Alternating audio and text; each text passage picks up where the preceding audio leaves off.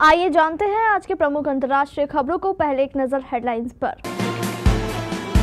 हमें आरोप से फर्क नहीं पड़ता, हम चाहते हैं सदन चले। ओम बिरला से मुलाकात के बाद बोले राहुल गांधी। उपराष्ट्रपति जगदीप धनखड़ के खिलाफ विपक्ष ने महाभियोग प्रस्ताव क्या बेमन से लाया।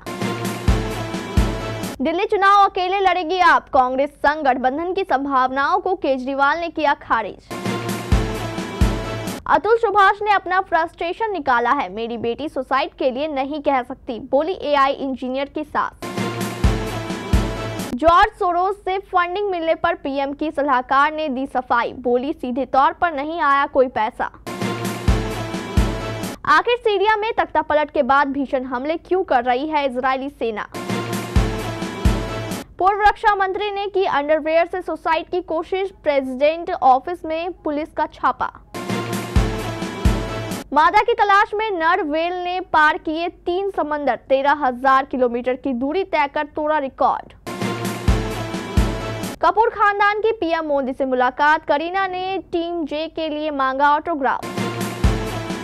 और रूट को हटाकर यह बल्लेबाज टेस्ट में बना नंबर 1, गेंदबाजों में बुमराह शीर्ष पर कायम।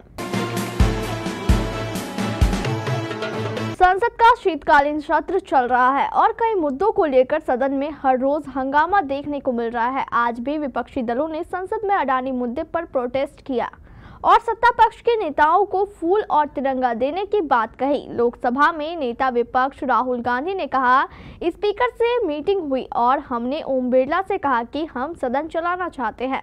राहुल ने कहा, बीजेपी आरोप लगाती रहती है कि लेकिन हम चाहते हैं कि बीजेपी के उकसावे के बावजूद सदन चलाए। हम हर तरह से डिबेट चाहते हैं, चाहे वो मेरे बारे में कुछ भी बोले, लेकिन हम चर्चा चाहते हैं। उन्होंने आगे कहा कि बीजेपी अडानी मुद्दे से भटकाना चाहती है। सोरोस के ऊपर तो बीजेपी आरोप लगाती रहेगी, लेकिन मैं कहता हूं कि आरोप से हमें कोई फर्क नहीं पड़ता। सदन को चलाना हमारी जिम्मेदारी नहीं है। उसके बाद भी हम कह रहे हैं कि सदन चले। देश में 72 साल के संसदीय लोकतंत्र के इतिहास में राज्यसभा का सभापति, जो देश का उपराष्ट्रपति भी होता है, उनके खिलाफ कभी महाभियोग नहीं आया था। विपक्ष की तरफ से राज्यसभा सभापति के खिलाफ अविश्वास प्रस्ताव लाए जाने की बात मॉनसून सत्र में ही सुनने को मिली थी, लेकिन बात आई गई हो गई। पर शीतकालीन सत्र आते आते विपक्ष इस मुद्दे पर गंभीर लग रहा है। असलियत और इरादा जो भी हो, लेकिन खास बात यह है कि सभापति जगदीप धनखड़ के खिलाफ अविश्वास प्रस्ताव लाना अब तय हो गया है। पर क्या ये प्रस्ताव केवल दिखावे के लिए हो रहा है या विपक्ष इसको लेकर गंभीर है? क्योंकि इंडिया ब्लॉक में महाभियोग के पहले ही फूट पड़ चुकी है।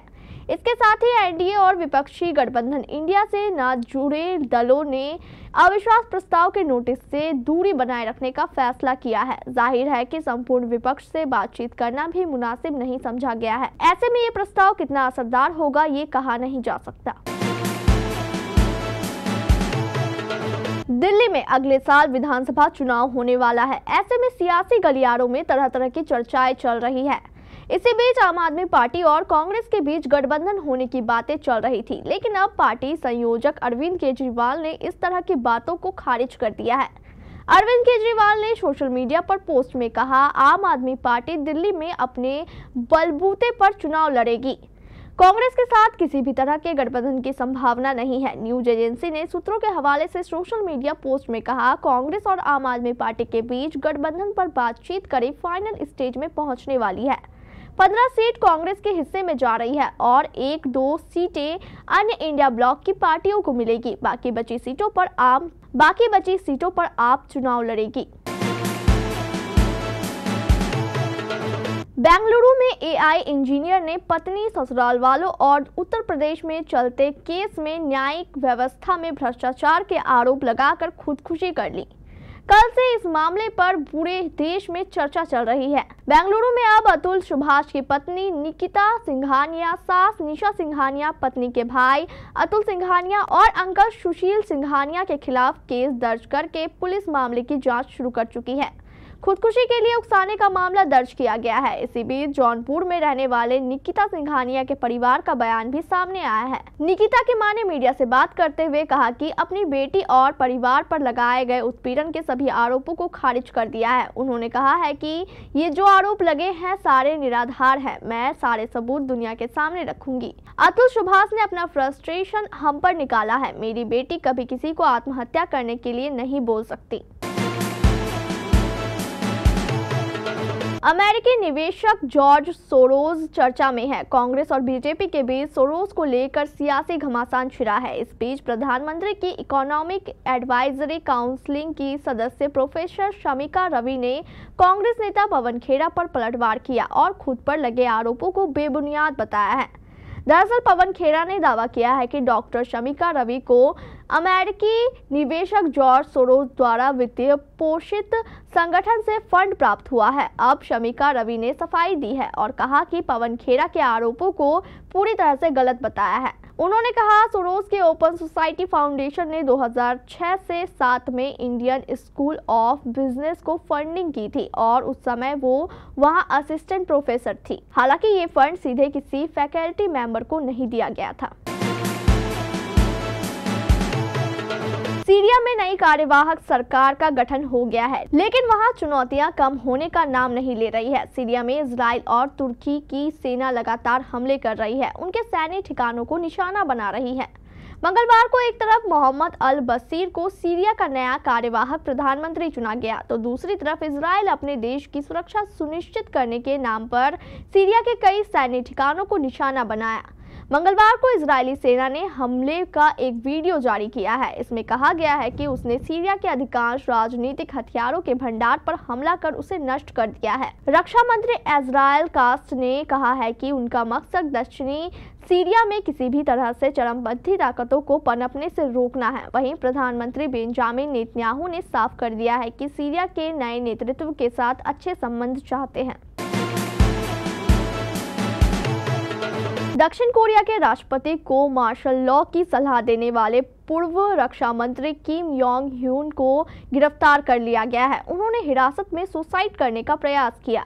पुलिस के मुताबिक किम को मंगलवार रात 11:52 पर पूर्वी सोल में डोंगबू हिरासत केंद्र के बाथरूम में इनरवेयर से बनाई गई रस्सी से खुद को फांसी लगाने की कोशिश करते हुए पाया गया। उन्हें तुरंत नियंत्रण में लिया गया। पुलिस ने बयान देते हुए कहा कि पूर्व रक्षा मंत्री किम योंग ह्यून ने आत्महत्या का प्रयास किया, लेकिन उन्हें बचा लिया गया और उनकी हालत स्थिर है। एक अधिकारी ने ये जानकारी दी। कोरिया सुधार सेवा के कमिश्नर जनरल सिन योंग हे ने बुधवार को सांसदों को बताया कि किम ने सियोल के एक हिरासत केंद्र में आत्महत्या करने की कोशिश की। हालांकि उन्हें बचा लिया गया और अब उनकी हालत स्थिर है।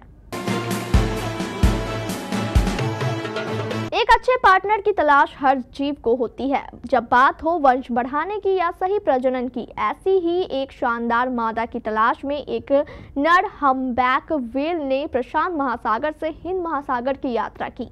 उसने 3 समंदर पार किए और 13,046 किलोमीटर की दूरी तय करके समुद्री यात्रा का रिकॉर्ड तोड़ दिया। वैज्ञानिक इस नर व्हेल को कई साल से ट्रैक कर रहे थे। इसे 10 जुलाई 2013 को उत्तरी कोलंबियन प्रशांत महासागर के त्रिबुगा खाड़ी में देखा गया। इसके बाद उसे फिर 13 अगस्त 2017 में प्रशांत महासागर में देखा गया। फिर यह 22 अगस्त 2022 को हिंद महासागर के जंजीबार चैनल में दिखाई दिया।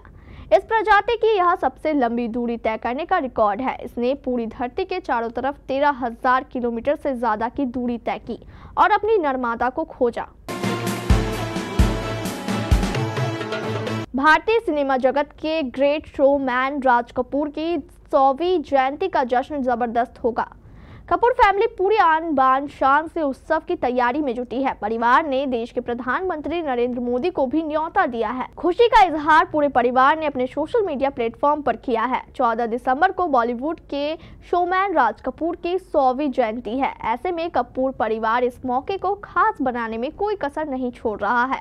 कपूर फैमिली ने 13 से 15 दिसंबर के बीच RK फिल्म फेस्टिवल रखा है, जिसके संबंध में कपूर परिवार के सदस्यों ने मंगलवार को पीएम मोदी से मुलाकात की। कपूर परिवार के सदस्यों ने इस फिल्म फेस्टिवल के लिए प्रधानमंत्री नरेंद्र मोदी को भी इनवाइट किया है। इस दौरान पूरा कपूर परिवार साथ नजर आया। सोशल मीडिया पर उनके फोटोज और वीडियोस भी सामने आ गए हैं। करीना कपूर, करिश्मा कपूर, आलिया और रिद्धिमा ने भी इस मुलाकात की तस्वीरें अपने अपने इंस्टाग्राम हैंडल पर शेयर की है। तस्वीरों में उनके साथ नीतू कपूर, रणबीर, सैफ अली खान, अनीशा मल्होत्रा, अरमान जैन भी नजर आ रहे हैं।